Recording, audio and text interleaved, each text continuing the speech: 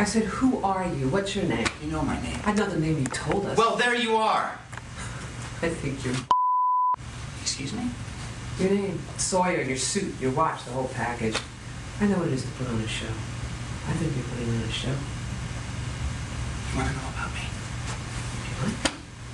I was born in Pittsburgh.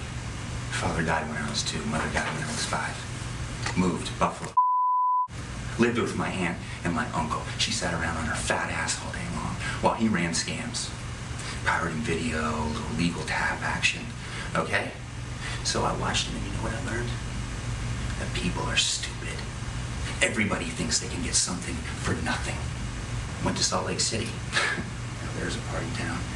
Spent 6 years building fake ATMs and putting them in malls. Cleared 80 grand before I finally got busted. By then I'm like 24 years old. I met this girl.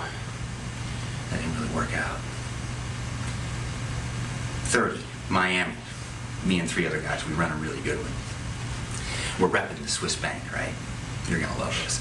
And we're calling the grandkids of Holocaust survivors and telling them about UN Resolution 865, where Germany's forced to pay restitution to these families. These families are all entitled to $2,364. All they gotta do is give us their account info so we can wire them money. He came down on me pretty hard after that one, so I bailed down under. Auckland first, then Sydney. And that part of the story you don't get to hear. When I was in residency, my first solo procedure was a spinal surgery on a 16-year-old kid, girl. At the end, after 13 hours, I was closing her up and I accidentally ripped her synovial sac. You know what that is? It's right at the base of the spine. It's where all the nerves come together. The membrane is thin as tissue.